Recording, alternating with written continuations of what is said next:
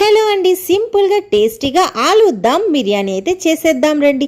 ముందుగా స్టవ్ మీద ఒక ప్యాన్ పెట్టుకుని కాస్త ఆయిల్, ఉల్లిపాయ ముక్కలు వేసి చక్కగా వేయించి పక్కన పెట్టుకోవాలి. అదే ప్యాన్లో పసుపు, కారం, ఉడకబెట్టుకున్న బంగాళదుంప ముక్కలు, ఉప్పు వేసి చక్కగా వేయించేసుకోవాలి. ఇప్పుడు అన్నం కడిగి పెట్టేసుకొని అందులో బిర్యానీ మసాలాలు, ఉప్పు వేసి 90% వరకు మనమైతే బియ్యాన్ని ఉడికించుకోవాలి. ఇప్పుడు బంగాళదుంప ముక్కల్లో గరం మసాలా, బిర్యానీ మసాలా, పుదీనా, కొత్తిమీర, వేయించి పెట్టుకుని ఉల్లిపాయ ముక్కలు, పెరుగు వేసి బాగా కలుపుకొని మనం ఏదైతే గిన్నెలో వండుకోవాలనుకుంటున్నామో అందులో చక్కగా ఇట్లా స్ప్రెడ్ చేసుకొని 90% అన్నం ఉడికాక ఈ విధంగా వేసుకున్నాక పైన కాస్త 2-3 స్పూన్ల నీళ్లు అన్నం ఉడికిని వేసి పైన వేయించి పెట్టుకుని ఉల్లిపాయ ముక్కలు, కొత్తిమీర, జీడిపప్పు ముక్కలు, అలానే నెయ్యి కాస్త వేసేసి మూత పెట్టి లో ఫ్లేమ్లో 10 నిమిషాల్లో కుక్ చేసుకుంటే చాలండి.